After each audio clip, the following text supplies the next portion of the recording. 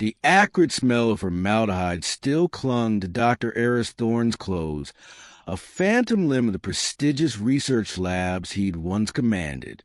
At 58, Aris was a legend in phytochemistry, holding 3 patents for advanced botanical extraction processes and a doctor from Oxford. Yet, here he was, staring at a severance check from the struggling Viridian Botanicals Institute. "We're moving in a new direction, Dr. Thorne," Mr. Silas had stammered, avoiding eye contact. "More youth-oriented, fresh perspectives." Aris knew what that meant. His dark skin and seasoned wisdom were deemed outdated for grant funding, too much of a risk for corporate sponsors. The familiar burning sensation, an old companion from a decade ago, ignited in his stomach. 10 years ago, his groundbreaking research into a rare Amazonian vine, Vita Bloom, promising revolutionary regenerative properties, had been stolen. His former protégé, Julian Vance, then a junior researcher, had published Aris's findings as his own, claiming a breakthrough and using it as the bedrock for his rapidly expanding empire, Chronopharm Industries. Aris had been left with nothing but a confidential settlement and a shattered reputation, whispers of intellectual property disputes haunting his every application. Now, living modestly in a small apartment above a community herb shop, Aris channeled his brilliance into pro bono work, developing natural remedies for the underserved and mentoring young science enthusiasts. His 22-year-old granddaughter, Maya, a computational biologist at a local university, was his solace and his inspiration. "It's not fair, Grandpa," she often lamented. "Your Genesis protocol for Vita Bloom was decades ahead of its time." Aris would just smile, a deep well of calm despite the storm brewing within. He knew the truth, and he knew his worth. One sweltering afternoon, a sleek, self-driving Chronopharm vehicle glided to a halt outside the herb shop, an incongruous sight amidst the bustling street market. A woman in a tailored suit, Isabella Rossi, head of clinical trials for Chronopharm, emerged, her face etched with exhaustion and desperation.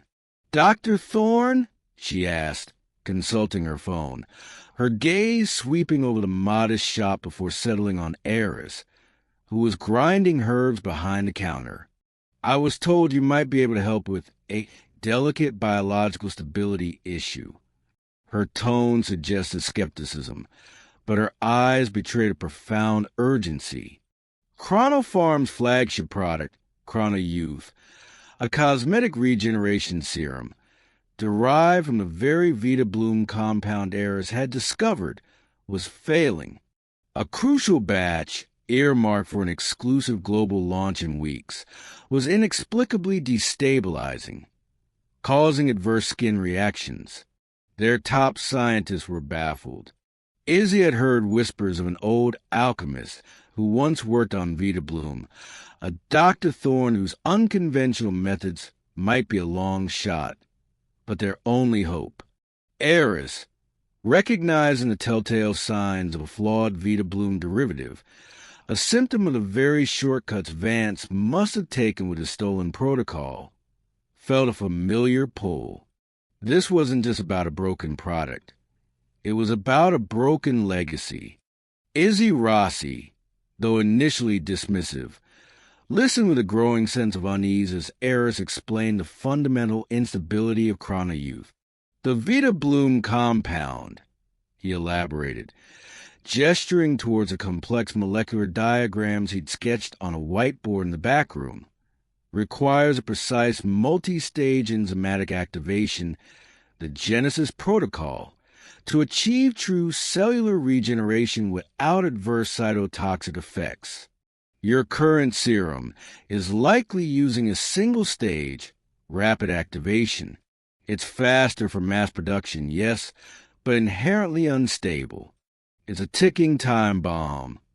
He didn't mention that he had designed that very Genesis protocol, the one stolen by Julian Vance a decade ago. He knew this problem intimately because it was his original work, corrupted. Izzy's eyes widened. How could you know that just from the symptoms? Aris offered a small, knowing smile. Because I would have designed it differently. For the next 2 hours, Aris meticulously analyzed the samples Izzy provided, his hands moving with an intuitive grace that belied his age.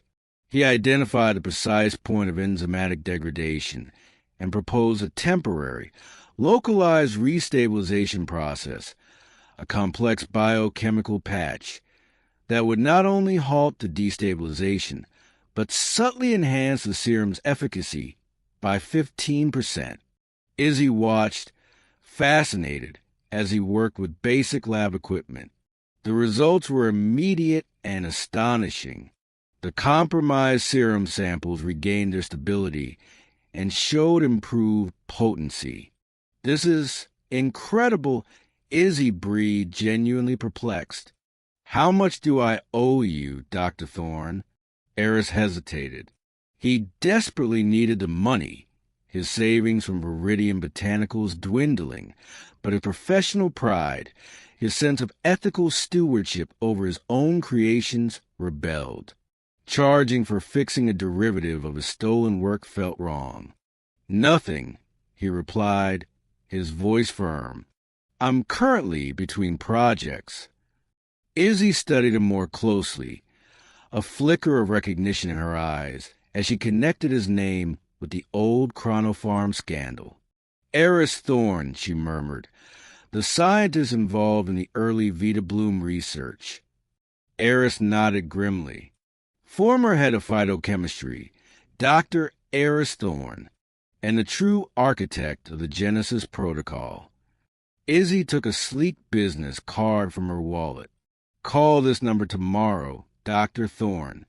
I want to discuss a potential collaboration, not just about stabilizing this batch, but about improving the foundational science.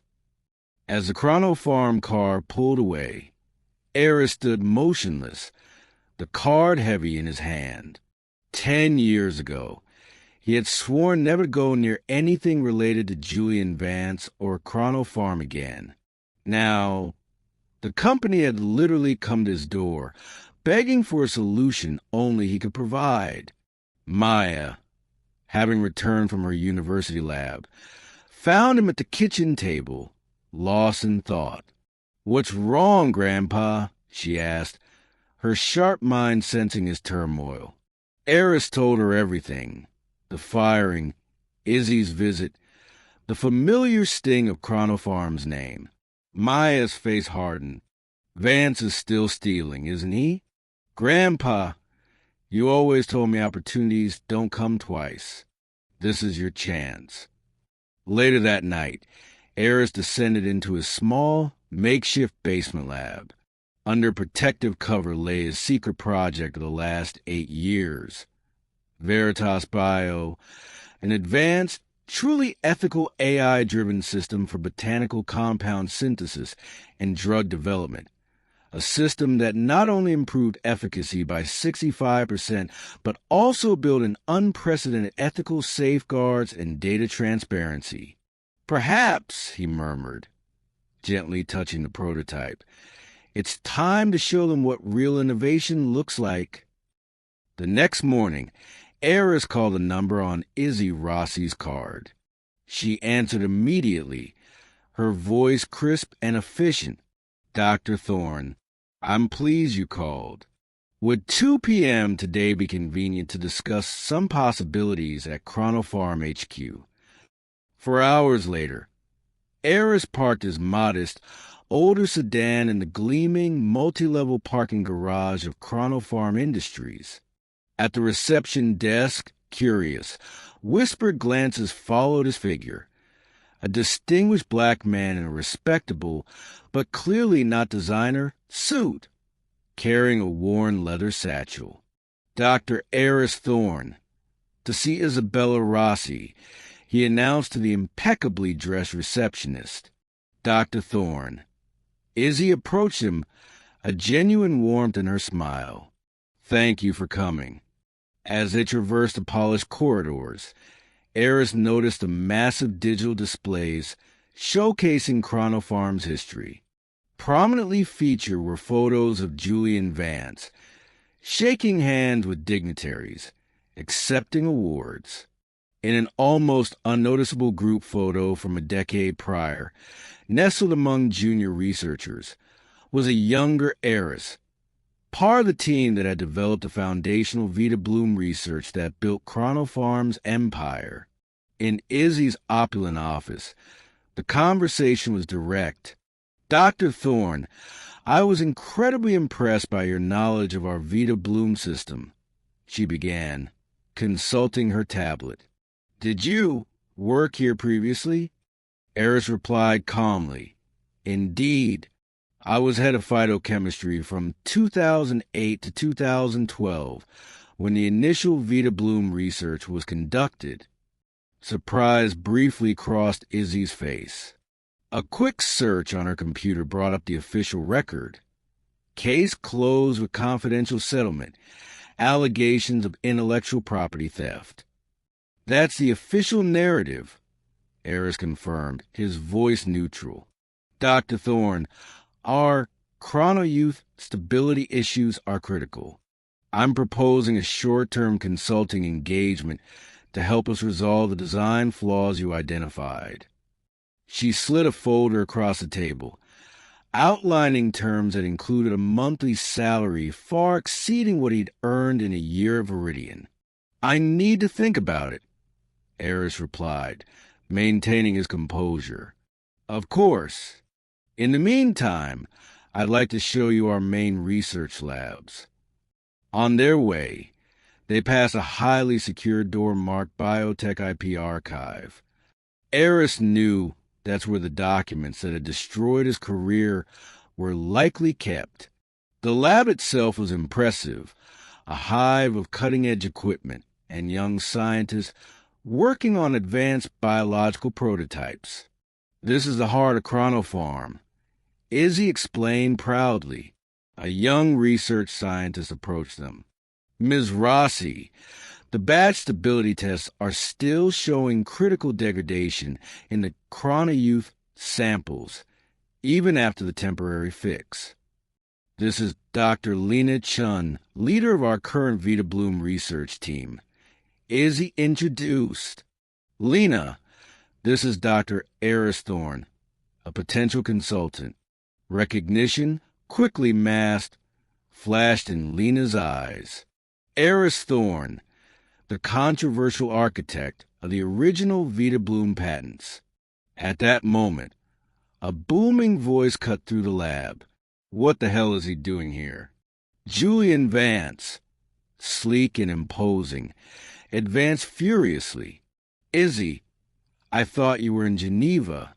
"I came back early," he growled, his eyes fixed on Aris like a predator.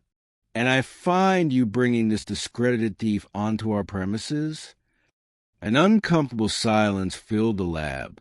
Aris remained unperturbed. Interesting choice of words, Dr. Vance. Izzy tried to explain about the chrono-youth stabilization, but Julian cut her off. "Out," he ordered, pointing to the exit. Realizing he was losing control in front of his team, he forced a saccharine smile. "Dr. Thorne, unfortunately, there is no place for you at Chronopharm Industries. Security, escort this man out." As he was being escorted out, Aris noticed something crucial. Dr. Chun was watching him intently, and in the ensuing confusion, she discreetly slipped a small, encrypted data chip into his satchel. Back in his modest apartment, Aris inserted the chip into his laptop. The message was simple. Asterisk, I know what he did with your patents. And I'm not the only one. Can we talk? Lena Chun. Asterisk, what no one at Chronopharm could have imagined was that this humiliating rejection had only hardened Aris's resolve. In his basement lab, he had not just a revolutionary new biotech system, but the key to his vindication and the downfall of the man who had stolen not only his ideas but his very identity as a scientist. 3 days after the humiliating episode at Chronopharm Industries, Aris Thorne found Dr. Lena Chun in a discreet, quiet cafe on the outskirts of the city. The young research scientist looked nervous, constantly glancing over her shoulder. "Thank you for meeting me, Dr. Thorne," Lena said, her voice barely above a whisper as she handed him a larger, unlabeled data drive. "This contains everything: internal communications, altered lab notes, witness testimonies, all pertaining to your 2012 case. Dr. Van systematically fabricated evidence, bribed a former patent clerk, and orchestrated a smear campaign to discredit you and steal your Vita Bloom research." Aris slowly stirred his coffee, his gaze unwavering. "Why are you helping me, Lena?" Lena's jaw tightened. "Because he's doing the same thing to me. My work on the next-gen cellular rejuvenation factor for chronouth is gradually being reattributed to his nephew, who just joined as a senior bioinnovator. History repeating itself. It's happening to others too. 6 talented scientists, many from minority backgrounds, have been pushed out or marginalized since you left, their contributions silently absorbed by Vance's visionary leadership. He's built an empire on stolen innovations." Back in his apartment, Aris meticulously examined the files. The evidence was devastating. Encrypted emails, internal memos, manipulated genetic sequencing data, all meticulously documenting Julian Vance's decade-long pattern of fraud, not just against Aris, but against a systematic list of other researchers, predominantly those from marginalized communities. Maya, witnessing her grandfather's renewed focus, grew more determined to assist. "They're still struggling with the fundamental instability of Vita Bloom, aren't they, Grandpa?" she observed as they worked in the basement lab. "They never truly understood your Genesis protocol." Aris nodded, his eyes fixed on a glowing screen, displaying complex molecular structures. They chose speed over integrity. And now they've cornered themselves. Their instability issues aren't just a product flaw. They're a direct consequence of their ethical shortcuts. But their desperation gave me direct access to their systems, even if only briefly. It showed me precisely where their architecture is vulnerable. Maya, a whiz with computational biology and machine learning, typed code furiously.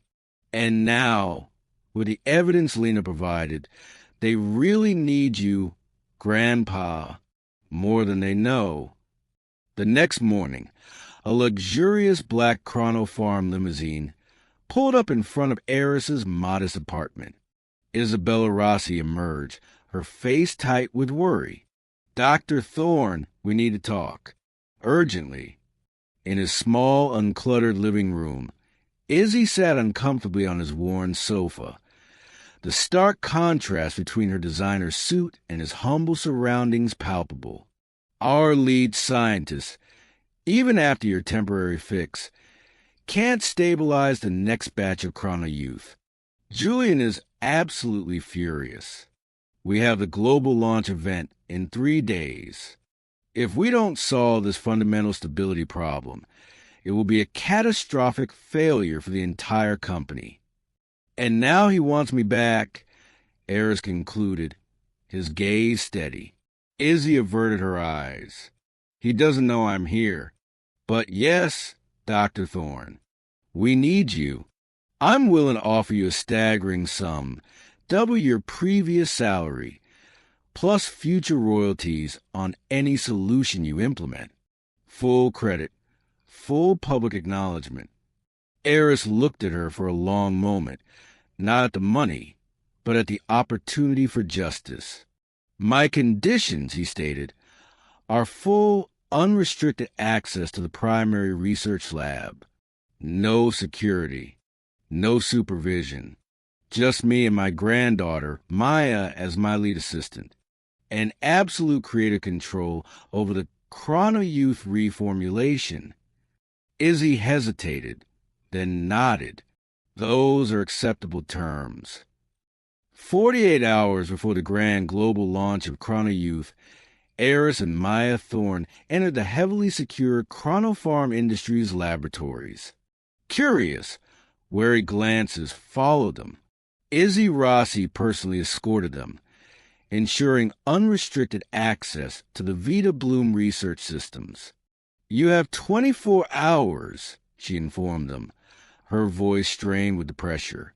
The final, stable prototype must be ready for testing tomorrow morning.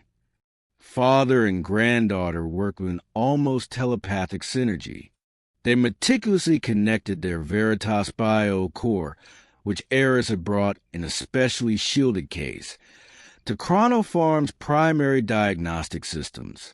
Lena Chin joined them discreetly, providing crucial access codes and detailed technical documentation of the current chrono-youth formulation, verifying every modification Julian Vance had made to Aris's original protocol. In the early hours of the next morning, a booming voice shattered the intense silence of the lab. What the hell is going on here? Julian Vance stood at the entrance, his face contorted in a mixture of fury and disbelief.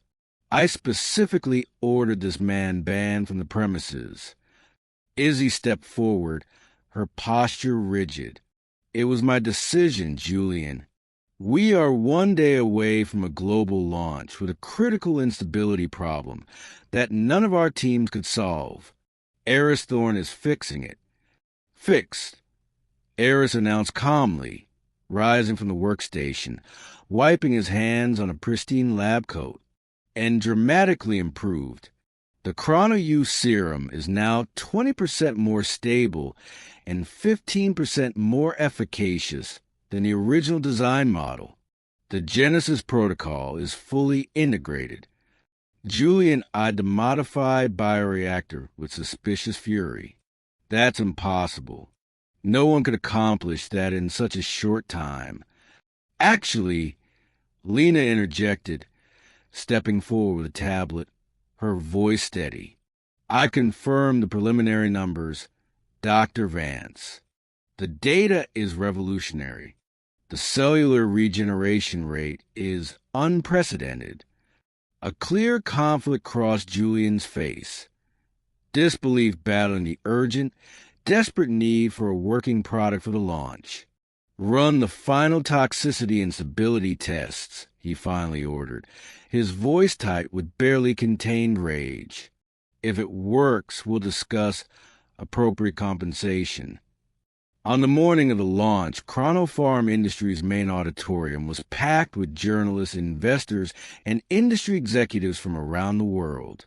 Julian Vance, impeccable in his designer suit, stood before a massive screen, proudly presenting chrono-youth as the greatest breakthrough in cosmetic regenerative science of the decade. At the back of the stage, discreetly positioned but clearly visible, were Aris and Maya, watching intently as Julian boasted about the proprietary technology developed exclusively by the visionary Chronopharm team. And now, Julian announced grandly, his voice echoing, a live demonstration of the unprecedented regenerative power of chrono-youth. The lights dimmed. The giant screen behind Julian lit up, but instead of the planned vibrant molecular animations and before and after testimonials, internal documents began to flash across the screen. Emails, altered patent applications, memos detailing financial kickbacks, and manipulated research data. The complete, undeniable evidence of Julian Vance's systematic fraud against dozens of scientists over the years. What is this? Julian shouted, frantically trying to stop the presentation, but each control panel he touched only advanced to more damaging revelations, his own voice from a decade-old recording, playing over speakers, bragging about acquiring Aris's Genesis protocol. Aris walked calmly to the center of the stage, standing beside the now petrified Julian. "What you are seeing," Aris announced, his voice carrying clearly through the stunned silence, "is a true innovation of Chronopharm Industries, a sophisticated system for stealing intellectual property from its own brilliant scientists, particularly those from marginalized communities." The auditorium erupted into chaos. Journalists typed furiously. Investors stormed toward the exits. Chronopharm executives in various states of shock and panic. Julian lunged toward Aris, only to be stopped by security guards. "You ruined everything," he shrieked, his composure shattered. "No, Julian," Aris replied calmly. "You ruined yourself. I just exposed the truth." As Julian was led away, Izzy approached, her face pale. "You planned this all along. The stability fix, the access to our systems." "Justice took 10 years, Izzy," Aris replied. "But it finally came." What no one in the auditorium realized was that while they watched the spectacle of public exposure, Aris's real triumph was already assured. 4 hours earlier, with Maya's help, he had quietly filed updated, fully documented patents for his Veritas biosystem, legally reclaiming what had always been his by right. Julian's public downfall was just the beginning of a much larger transformation that was about to shake the biotech industry to its foundations. The storm that followed the public revelation of Julian Vance's fraudulent practices was devastating. In the days that followed, Chronopharm Industries' stock plummeted by 60%. Investors demanded independent investigations, and the biotech trade press dissected every detail of the exposed documents. Julian Vance was removed from his position as CEO by unanimous decision of the board of directors at an emergency meeting. As he left the gleaming Chronopharm building he had built, carrying a single box of personal belongings under the gaze of dozens of stunned employees, there was no trace of the powerful and arrogant man he had once been, only the rubble of an empire built on fraud and intellectual theft. Meanwhile, a sleek, self-driving Chronopharm luxury vehicle landed in the community park near Aris's apartment, causing commotion among the neighborhood residents. Isabella Rossi, now interim CEO of the company, stepped out with a briefcase, walking decisively toward Aris's modest building. "Got a minute, Dr. Thorne?" she asked, her tone now devoid of any lingering superiority, replaced by a genuine respect. At his small kitchen table, Izzy placed a formal proposal in front of Aris. "The board wants to compensate all the scientists harmed by Julian's practices. In your case, in addition to substantial compensation for a decade of stolen work, we are offering you the position of Director of Ethical Bioinnovation and Sustainable Development." Aris looked at the documents, a discreet smile forming at the corner of his mouth. "And my Veritas biosystem? We formally recognize your intellectual property, Dr. Thorne," Izzy confirmed. "Chronopharm wants to license the technology, not steal it. And the other scientists who suffered the same fate, all will be compensated and given the opportunity to return if they wish. We are implementing a new, transparent intellectual property protection protocol overseen by an independent ethics commission, with Lena Chun at its head." 3 months later, the scenario was unrecognizable. Chronopharm Industries, now led by Izzy Rossi, had become a symbol of ethical corporate reform. Julian Vance faced multiple lawsuits, lived in seclusion, his reputation shattered, his fortune rapidly dwindling with legal costs. Aris now ran an entire department at Chronopharm, transforming his division into a model of collaborative, ethical innovation. His Veritas biosystem had gone from a secret project in a makeshift basement lab to the most promising technology on the sustainable biotech market, with his signature proudly emblazoned on every patent. The small apartment above the herb shop had been replaced by a modern house on the outskirts of the city with a state-of-the-art private laboratory where Aris and Maya continued their joint experiments. Lena Chun, now Aris's chief collaborator, led a team dedicated to expanding the applications of Veritas Bio beyond pharmaceuticals into sustainable agriculture and environmental remediation. You could have destroyed the company completely, Aris. Izzy remarked during a strategy meeting. Why didn't you? Aris considered the question for a moment. Destroying is easy, Izzy. Transforming is the real challenge. One afternoon, as Aris and Maya were returning from a global biotech conference where he had been the keynote speaker, they drove past the struggling Viridian Botanicals Institute. In the parking lot, the former manager, Mr. Silas, who had fired him for being outdated, was staring at the sleek, Veritas Bio-powered Chronopharm concept car Aris was driving, his face a mixture of recognition and disbelief. "Do you want to stop, Grandpa?" Maya asked, noticing his gaze. Aris smiled, accelerating gently. "No need. Some victories don't need to be declared, just lived."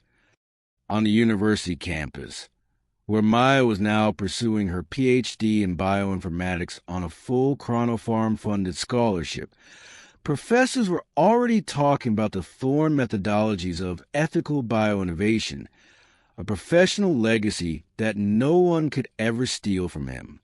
During an interview for a major technology magazine, the reporter asked Aris what he would say to others facing similar injustices in the corporate world. "True justice isn't about revenge, but about righting wrongs," he replied, looking out his office window at the vibrant city below. "When we face discrimination or theft of our work, the most powerful response isn't to give up or retaliate blindly. It's to keep innovating, documenting, building. Persistent excellence is a form of resistance that no one can deny." At the new headquarters of the Thorne Foundation for Ethical Innovators, created with part of the settlement, Aris implemented programs for young scientists from marginalized communities, ensuring that talent like his would not be lost to lack of opportunity or predatory corporate systems. Most impressive was that in just 1 year, the ethical transformation of Chronopharm Industries under his influence had resulted in more innovation and sustainable growth than all of Julian Vance's years of predatory practices combined, proving that integrity and success could, indeed, go hand in hand. "You know what's ironic, Grandpa?" Maya observed as they watched the live ceremony for the first global distribution of Veritas Bio enhanced pharmaceuticals. Julian believed he had to steal ideas to be successful. In the end, it was that very mindset that destroyed him. Aris nodded. "He tried to bury me without realizing I was a seed." Dr. Aris Thorne's story had become a case study in business ethics and a powerful reminder. True genius isn't just in the ideas we create, but in the resilience and integrity with which we defend them.